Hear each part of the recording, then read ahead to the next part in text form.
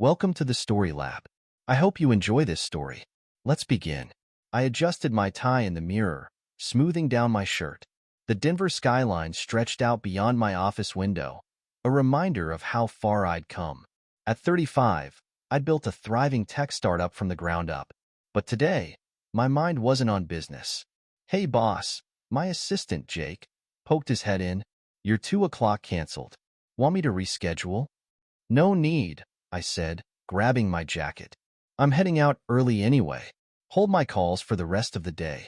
Jake raised an eyebrow. Everything okay, Arnold? I grinned. More than okay. I'm surprising Natalie in Africa. Your wife's on another blogging trip, right? Man, you too have the life. I chuckled, but it felt hollow. Things with Natalie had been off lately, hence the surprise visit. It's not all glamour, trust me. But hopefully, this trip will help us reconnect. As I left the office, my phone buzzed. A text from Natalie. Miss you, babe. Heading out for another adventure. Can't wait to tell you all about it. I smiled, picturing her excitement. That's what I loved about Natalie, her passion for life, her curiosity. It's what drew me to her 5 years ago when we met at a charity gala. She was just starting her travel blog then, wide-eyed and full of dreams. I was impressed by her drive, her fearlessness. We clicked instantly, and within a year, we were married. The cab ride to the airport was a blur of anticipation and nerves. What if she wasn't happy to see me? What if this trip was a mistake? First time in Africa? The driver asked, noticing my fidgeting. No, but first time surprising my wife there, I admitted. He chuckled.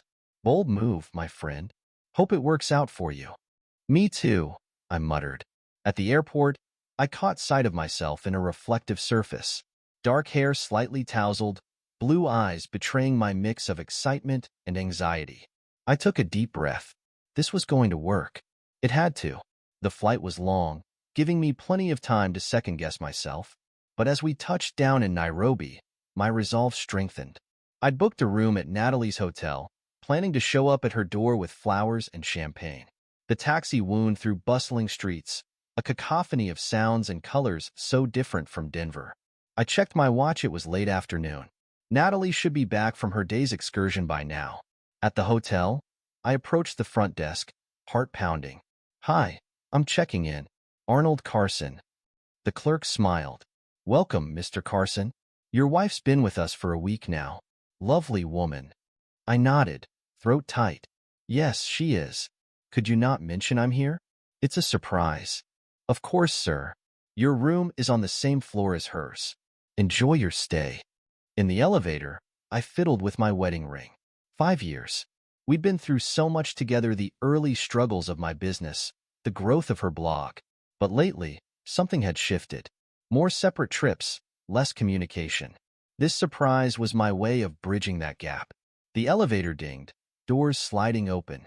I stepped out, flowers in hand, rehearsing what I'd say when Natalie opened her door. That's when I heard the laughter. The sound stopped me in my tracks. Deep, masculine laughter, mixed with a familiar giggle I knew all too well.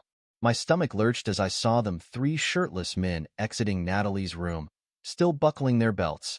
Man, that was something else, one of them said, his accent thick. Another slapped him on the back. She's insatiable, that one. Same time tomorrow? They laughed again, not noticing me frozen in the hallway, flowers hanging limply at my side. As they rounded the corner, I found myself moving towards Natalie's door. It was ajar. I pushed it open, my world tilting on its axis. Natalie lay sprawled on the bed, sheet barely covering her. Her blonde hair was mussed, lips swollen, a satisfied smile playing on her face. Then she saw me. Her eyes widened. Arnold? What are you doing here? I stared at her, unable to form words. The room reeked of sex and sweat. Natalie sat up, clutching the sheet to her chest. I can explain. Explain? I finally found my voice. Explain what, Natalie? How you're fucking random guys while I'm back home, thinking we're happy. She flinched at my tone. It's not what you think. Really? Because I think I just saw 3 men leave this room, laughing about how insatiable you are. Please, Enlighten me on what I'm misunderstanding here. Natalie's face crumpled. I didn't mean for this to happen. It started as research for the blog. There's this trend, you see, of women exploring their sexuality in Africa. I laughed bitterly. Research? That's what you're going with. It's true, she insisted. I read about it online. Women coming here, indulging their fantasies. I thought I could write about it, you know? Give my readers an inside look. And you couldn't have, oh I don't know, interviewed these women instead of becoming one of them? I spat.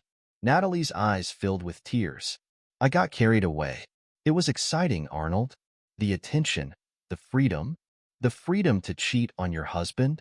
She reached for me. Please, let's talk about this. I love you, Arnold. This doesn't change that. I stepped back, her words hitting me like physical blows. Doesn't change that? Are you insane? You've been sleeping with who knows how many men, Natalie. How long has this been going on? She looked away. Just this trip. Bullshit, I growled. I want the truth. Now. Natalie's shoulders sagged. A few months. It started in Thailand. The room spun. Months. She'd been lying to me for months. Why? I choked out. I don't know, she whispered. I felt stuck, restless. You were always working and So this is my fault? I interrupted. Because I was busy building a life for us? No, that's not what I meant. I lost myself, Arnold. I forgot who I was outside of being your wife, outside of the blog. I laughed humorlessly. And you found yourself in other men's beds? Natalie flinched. I'm sorry. God, I'm so sorry. We can fix this, can't we? Go to counseling or something? I looked at her, really looked at her. The woman I'd loved, trusted, built my life around. Now a stranger. There's nothing to fix, I said coldly. I turned, heading for the door. Arnold, wait. Natalie scrambled off the bed, wrapping the sheet around herself. Where are you going? Away from you, I snapped. Don't follow me. I slammed the door behind me, her sobs echoing in my ears. My mind raced as I strode down the hallway, heart pounding in my chest. The shock was giving way to a burning rage, a need to act. I couldn't stay here, couldn't be in the same building as her for another second. I jabbed the elevator button repeatedly, as if that would make it arrive faster. When the doors finally opened, I nearly collided with a couple stepping out. Whoa, easy there, the man said, steadying me. I muttered an apology, barely registering their concerned looks as I entered the elevator. As soon as the doors closed, I slumped against the wall, the full weight of what had just happened crashing down on me. My wife, my Natalie, the woman I'd loved, trusted, built my life around, had been systematically betraying me for months. The elevator dinged, doors sliding open to reveal the lobby. I straightened, forcing myself to appear composed as I approached the front desk. Mr. Carson, the clerk greeted me with a smile. How can I help you? I leaned in close, lowering my voice. I need to speak with the manager. Now. Something in my tone must have conveyed the urgency, because the clerk's smile faltered. Of course, sir. One moment. As I waited, I pulled out my phone, fingers flying over the screen as I logged into our joint bank account. With a few taps, I froze it. No way was I letting Natalie use my money to fund her adventures anymore. Mr. Carson? A tall man in a crisp suit approached. I'm Mr. Okonkwo, the hotel manager. How can I assist you? I cut straight to the chase. I need the security footage from the hallway outside room 412. The past week. Mr. Okonkwo's brow furrowed.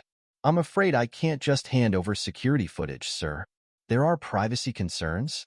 I pulled out my wallet, extracting several large bills. I understand completely. Perhaps this will ease those concerns? He hesitated, eyeing the money. I pressed on. Look, I just caught my wife cheating on me. Multiple times, apparently.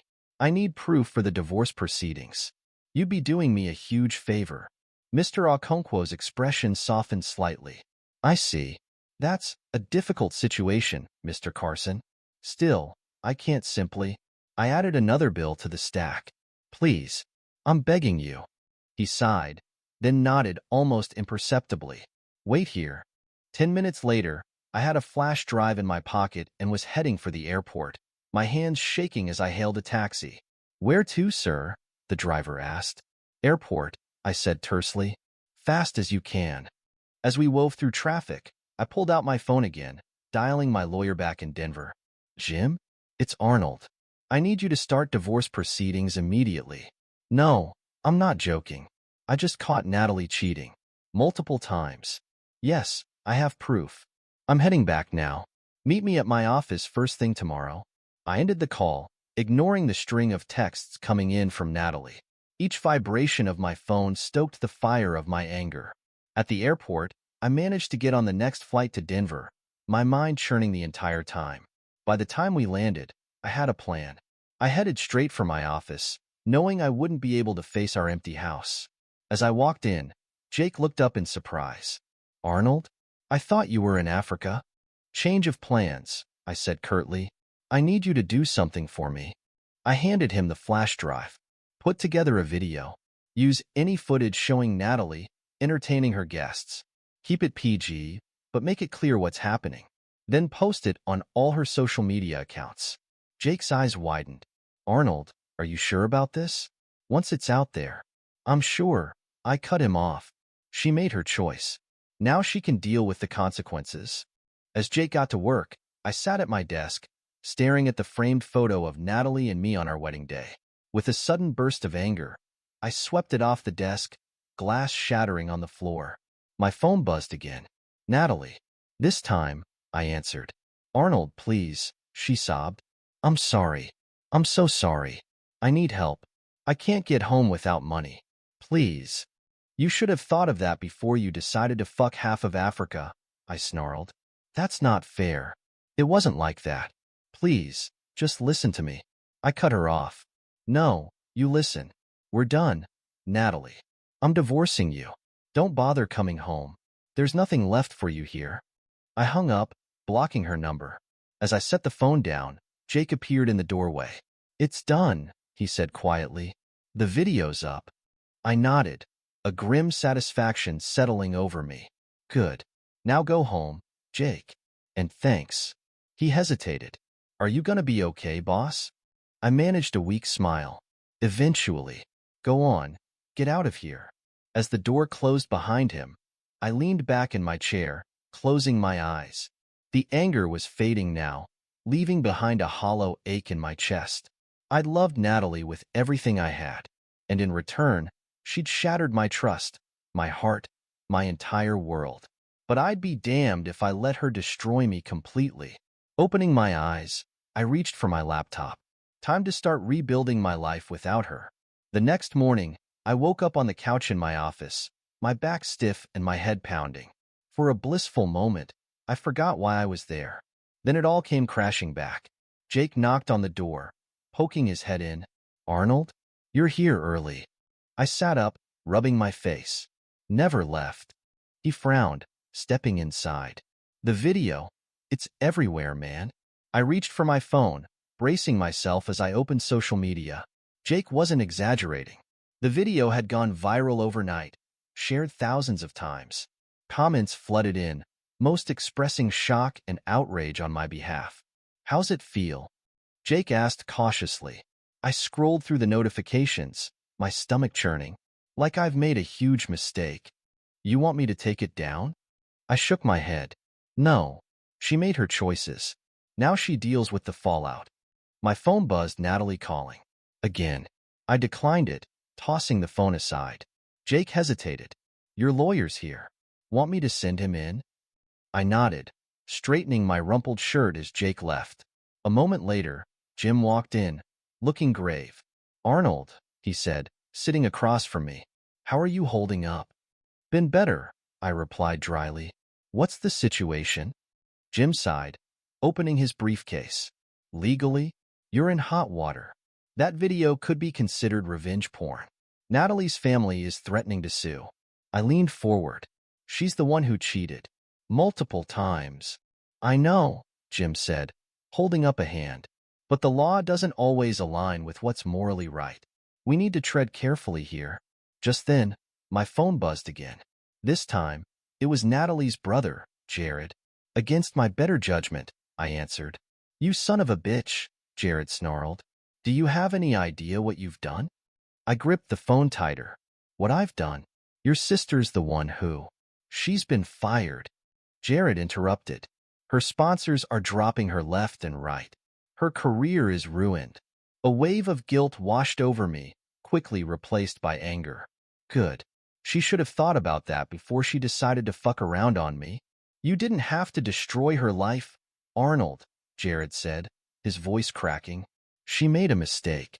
A big one. Yeah, but a mistake? I laughed bitterly. A mistake is forgetting an anniversary. She systematically betrayed me for months, Jared. Months. There was a long pause. Then, quietly, she needs help, Arnold. Money to get home. Please. I closed my eyes, pinching the bridge of my nose. Not my problem anymore. Arnold. I hung up, tossing the phone on the desk. Jim watched me carefully. We should discuss our next moves, he said. I nodded, forcing myself to focus. As Jim laid out our options, I tried to ignore the gnawing feeling in my gut. Was I going too far? Or not far enough? 2 days passed in a blur of legal meetings and ignored calls. I threw myself into work, desperate for any distraction from the mess my life had become. I was in the middle of a conference call when my personal line lit up an international number. Frowning, I excused myself and answered. Mr. Carson? A crisp, official voice said. This is Amanda Reeves from the U.S. Embassy in Nairobi. My stomach dropped. Is this about my wife? Ex-wife. I corrected myself quickly. Yes, sir, Amanda replied. Mrs. Carson is here at the embassy. She's requesting assistance to return home. I pinched the bridge of my nose. And what exactly do you want me to do about that? There was a pause. Sir, your wife, Mrs. Carson, claims you've left her stranded without access to funds or her return ticket. That's correct, I said flatly. Another pause. Mr. Carson, I understand you're going through a difficult situation, but… No, I interrupted. You don't understand. You have no idea what she did, what she's been doing for months. Sir, regardless of personal issues, we cannot simply leave an American citizen stranded in a foreign country. I laughed humorlessly. Watch me. Mr. Carson, please. If you could just speak with her. Fine, I snapped. Put her on. There was a shuffling sound. Then Natalie's voice came through, small and broken. Arnold. Something in my chest tightened. What do you want, Natalie? I'm sorry, she sobbed. I'm so sorry. Please, I just want to come home. You don't have a home here anymore, I said coldly. Arnold, please, she begged. I know I messed up. I'll do anything to make it right. Just, please help me get back. We can talk, figure things out. For a moment, I wavered. Then I remembered the sight of those men leaving her room, her casual admission of betrayal. No, I said firmly. You made your bed, Natalie. Now lie in it. Arnold. I hung up, my hand shaking slightly. Almost immediately, my phone buzzed with a text from Jared. How could you? Ignoring it, I dialed my lawyer. Jim? I need you to call Natalie's parents, her friends, anyone who might help her. Tell them if they send her money, I'll consider it a hostile act and respond accordingly in the divorce proceedings. Arnold, Jim said cautiously, are you sure about this? It's bordering on cruel. She didn't seem to care about cruelty when she was screwing around behind my back. I snapped. Just do it. As I ended the call, Jake appeared in the doorway. Everything okay, boss? I managed a tight smile. Peachy. How's the Miller account coming along? Jake hesitated, then seemed to decide not to push. On track. I'll have the proposal ready by tomorrow. Good, I nodded. That's good. As Jake left, I slumped in my chair, the weight of everything crashing down on me. Was I going too far? Or was this exactly what Natalie deserved? I pushed the thoughts aside, focusing on work. It was all I had left now. A week passed, then 2. I threw myself into work, barely sleeping, eating only when Jake reminded me. The video had been taken down after threats of legal action, but the damage was done. Natalie's career was in shambles, her reputation destroyed. I told myself I didn't care. I almost believed it. Then came the knock on my office door. I looked up to see Jim, my lawyer, looking grim. "What now?" I asked, already dreading the answer. Jim sat heavily in the chair across from me. "Natalie's back in the country." I froze. "How?" "Someone at the embassy took pity on her, apparently. Paid for her ticket home." I cursed under my breath. And she's hired a shark of a lawyer.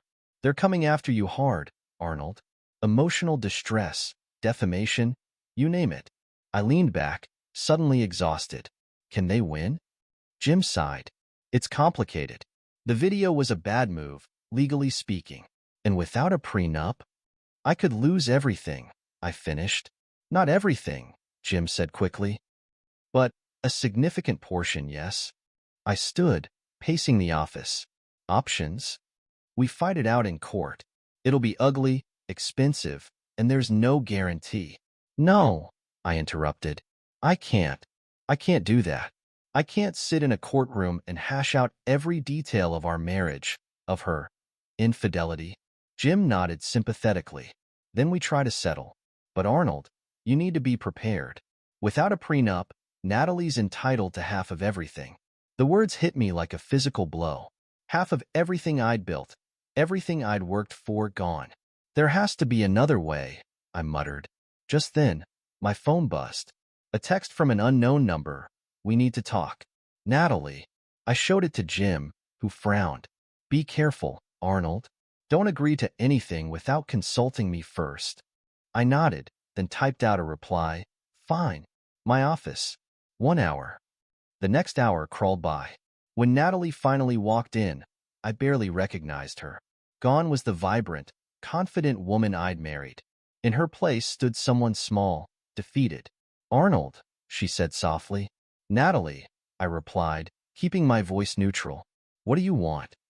She sat across from me, hands twisting in her lap. I want to make a deal. I raised an eyebrow. What kind of deal? If you don't divorce me, she said slowly, I won't take anything from you. I stared at her, stunned. You can't be serious. I am, she insisted. I know I messed up, Arnold. I know I hurt you, but I still love you. We can work through this. Go to counseling? Stop, I cut her off. Just stop. You really think I'd stay married to you after what you did? That I'd ever trust you again? Tears filled her eyes. I made a mistake. A huge, terrible mistake. But Arnold, 5 years of marriage has to count for something. It counted for nothing to you when you were sleeping around, I snapped. Natalie flinched. I deserve that. But please, Arnold, think about it. You won't lose half your assets. We can stay married in name only if that's what you want. Just, please don't leave me with nothing. For a moment, I wavered. It was tempting, the idea of not losing everything I'd worked for. But as I looked at Natalie, all I could see were those men leaving her hotel room, her casual admission of betrayal. No, I said firmly. No deal, Natalie. I want a divorce. I want you out of my life, completely. She crumpled, tears flowing freely now. Arnold, please. Get out, I said, my voice shaking slightly. It's over, Natalie. We're over. As she left, sobbing, I slumped in my chair. I just sentenced myself to financial ruin. But for the first time since this nightmare began, I felt something close to peace. I picked up my phone, dialing Jim. It's me. File the divorce papers. I don't care what it costs me. I want this done. As I hung up, I looked out at the Denver skyline. I'd lost half of everything I'd built, but I'd gained something to my freedom. And right now, that felt worth any price. The gavel's sharp crack echoed through the courtroom, sealing my fate. Half of everything I'd built, gone in an instant. As I walked out of the courthouse, my lawyer, Jim, at my side, I felt a strange mix of loss and relief. You okay, Arnold? Jim asked, his voice low. I nodded, squinting in the bright Denver sun. Yeah, it's over. That's what matters. Jim clapped me on the shoulder. What's next for you? I took a deep breath, looking around at the city I'd called home for so long. I think it's time for a change of scenery. 2 weeks later, I stood in my empty apartment, a single suitcase at my feet. My phone buzzed. Jake, my assistant. "Hey, boss," he said when I answered. "You sure about this?" I chuckled. "Little late to be asking that, Jake. The movers just left." I know. It's just, Denver won't be the same without you." "I'll miss it too," I admitted. "But I need this. A fresh start." Jake sighed. "Where are you heading again?" "Seattle," I said. "Tech scene's booming there. Perfect place to rebuild." "And leave the ghosts behind?" Jake asked softly. I closed my eyes, memories of Natalie flashing through my mind. "Something like that." "Well, good luck, Arnold. Keep in touch, yeah?" "Will do, Jake. And hey, thanks for everything." As I hung up, I took one last look around the apartment. So many memories, good and bad. But it was time to move on. The flight to Seattle was uneventful, giving me time to think. I'd lost so much money, status, trust. But as the plane touched down in my new home, I felt a spark of excitement I hadn't experienced in years. My new apartment was smaller than what I was used to, but it had a view of the Space Needle that made up for it. As I unpacked, my phone rang an unknown number. "Hello? Is this Arnold Carson?" a woman's voice asked. "Speaking. Who's this?" "Mr. Carson, I'm Sarah from Tech Vision. We received your application and were impressed with your portfolio. Are you free for an interview next week?" I grinned, my heart racing. "Absolutely. What day works best for you?" As I hung up, I felt a weight lift off my shoulders. This was it, a new beginning. The next 2 years flew by in a blur of hard work and small victories. I threw myself into my new job, climbing the ranks at Tech Vision with the same determination that had built my previous company. Slowly but surely, I rebuilt my finances, my reputation, my life. And then I met Martha. It was a crisp autumn day, and I was grabbing coffee before work. As I reached for my order, another hand brushed against mine. "Oh, sorry," a voice said. I looked up to see a woman with kind eyes and a warm smile. "I think that's my latte." I glanced at the cup. "Whoops, you're right. Here you go, Martha," she supplied, taking the cup. "And you are?" "Arnold," I said, offering my hand. "Nice to meet you, Martha." She shook it, her grip firm. "Likewise, Arnold. You come here often? I don't think I've seen you before." I chuckled. "Every morning, actually. Guess our schedules haven't aligned until now." Martha smiled. "Well, maybe they will more often. See you around, Arnold." As she left, I found myself hoping she was right. Over the next few weeks, our coffee shop encounters became more frequent. We'd chat while waiting for our orders, sharing bits and pieces of our lives. I learned she was a graphic designer, loved hiking, and had a wicked sense of humor. One morning, as we stood outside the coffee shop, Martha turned to me. "So, Arnold, when are you going to ask me out?" I blinked, caught off guard. What?" She grinned. "Come on, we've been dancing around this for weeks. Unless I've completely misread the situation?" I laughed, feeling a warmth in my chest I hadn't experienced in years. "No, you haven't misread anything. It's been a while since I've done this." Martha's expression softened. "Bad breakup?" I nodded. "You could say that. Divorce, actually." "Ah," she said. "Well, if you're not ready." "No," I said quickly. "No, I think I am ready. Dinner this Friday?" Martha's smile lit up her face. "It's a date." As I walked to work that day, I felt lighter than I had in years. For the first time since Natalie, I was looking forward to the future. 2 years after that fateful coffee shop meeting, Martha and I stood in our Seattle apartment, packing for a trip to Denver. "You sure you're okay with this?" Martha asked, folding a shirt. "We can still back out." I zipped up my suitcase, considering. "It's just a wedding, and Tom's been my friend for years. It'll be fine." Martha raised an eyebrow. "And the fact that your ex-wife might be there doesn't bother you?" I sighed, sitting on the bed. I'd be lying if I said I wasn't a little nervous. But I can't avoid Denver forever. And I want you to meet my old friends. She sat beside me, taking my hand. "I'm here for you, Arnold. Whatever happens." I squeezed her hand, grateful for her steady presence. "I know. That's why I love you." The wedding was a lavish affair, held in one of Denver's swankiest hotels. As Martha and I mingled during the reception, I felt a tap on my shoulder. Arnold? Holy shit, it is you. I turned to see Tom, the groom, grinning from ear to ear. Tom, congratulations, man. We hugged, slapping each other on the back. Tom pulled away, looking me up and down. You look great, man. Seattle's been good to you, huh? I chuckled. Can't complain. Oh, Tom, this is Martha. Martha, this is Tom, the poor sap who just got hitched. Martha laughed, shaking Tom's hand. Pleasure to meet you, Tom. Beautiful wedding. Thanks, Tom said. Listen, Arnold, I hate to do this, but you should know. Natalie's here. I felt Martha stiffen beside me. I took a deep breath. It's okay, Tom. I figured she might be. Tom nodded, looking relieved.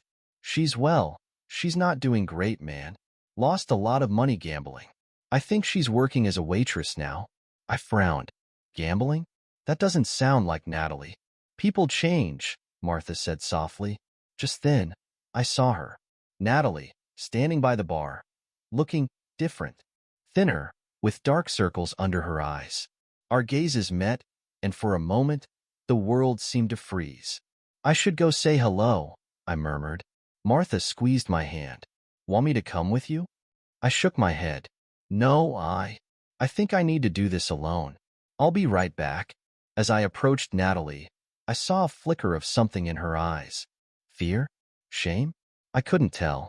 Arnold, she said, her voice barely above a whisper. You look good. I nodded. Thanks. How are you, Natalie? She laughed, a hollow sound. Oh, living the dream. Turns out, when you blow up your life, it's hard to put the pieces back together. I shifted uncomfortably. I heard. Tom said you've been having some trouble. Natalie's eyes hardened.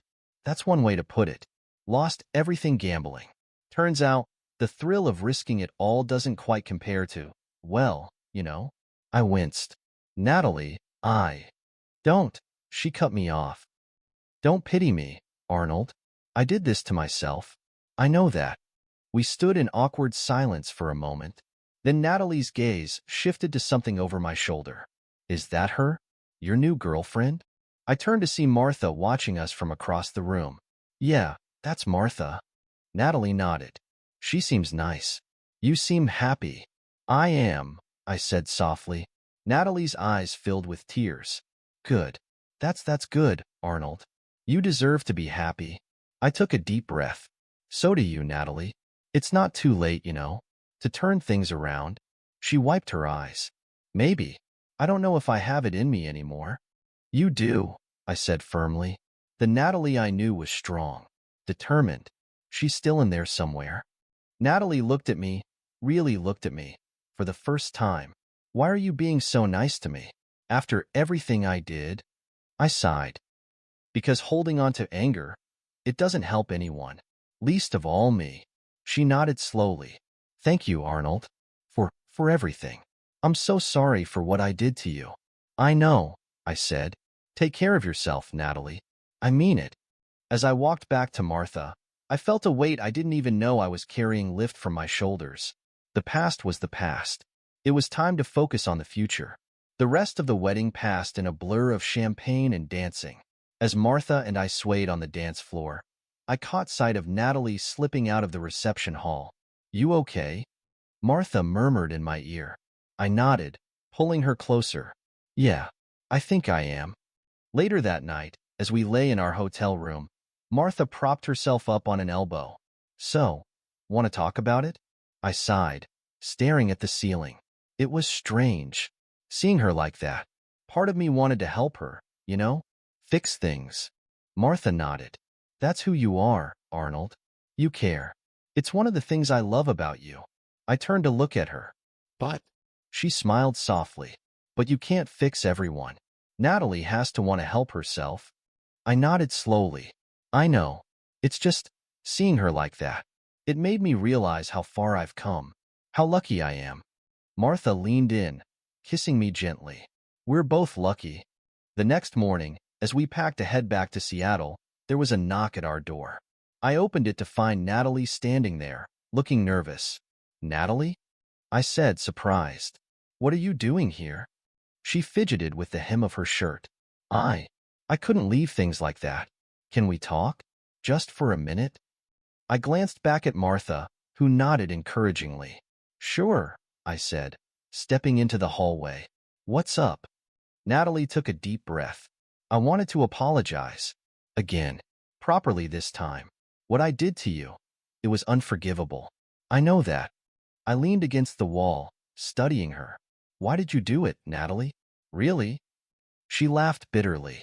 "God, I ask myself that every day. I was restless, I guess. Bored. I thought I needed more excitement in my life. Turns out, I had everything I needed. I was just too stupid to see it." I nodded slowly. "We both made mistakes, Natalie. I wasn't perfect either.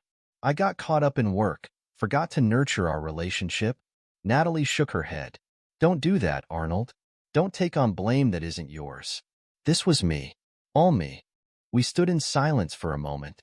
Then Natalie spoke again, her voice soft. "Can you ever forgive me?"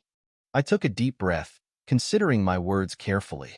"Natalie, I think I already have. Not for your sake, but for mine. Holding on to that anger, that hurt, it was poisoning me. I had to let it go to move on." Tears spilled down Natalie's cheeks. "I don't deserve your forgiveness." I shrugged. "Maybe not, but you have it anyway. Use it. Build a better life for yourself. That's all I want for you now." Natalie nodded, wiping her eyes. "Thank you, Arnold, for everything. I hope you're happy. Really happy." I smiled, thinking of Martha waiting in our room. "I am. I really am." As Natalie turned to leave, I called out, "Hey, Natalie?" She looked back. "Yeah. Take care of yourself, okay? I mean it." She managed a small smile. "I will. Goodbye, Arnold." I watched her walk away, feeling a sense of closure I hadn't realized I needed. When I went back into the room, Martha was waiting, a question in her eyes. "Everything okay?" she asked. I nodded, pulling her into a hug. "Yeah, everything's perfect." As we left Denver that afternoon, heading back to our life in Seattle, I felt lighter than I had in years. The past was behind me, dealt with and put to rest. The future stretched out before us, full of possibilities. I looked at Martha, who was flipping through a magazine, and felt a surge of love and gratitude. We'd built something real, something honest, something I never thought I'd have again after Natalie. "Hey," I said, taking her hand. "I love you. You know that, right?" Martha smiled, squeezing my hand. "I know. I love you too." As the plane took off, carrying us back to our life together, I closed my eyes, finally at peace. The long road to freedom had been hard, full of twists and turns I never expected. But here, at the end of it all, I was exactly where I was meant to be. Free, happy, loved, and ready for whatever came next. This is where our story comes to an end. Share your thoughts in the comments section. Thanks for your precious time. If you enjoyed this story, then please make sure you subscribe to this channel. That would help me a lot. Click on the video you see on the screen, and I will see you there.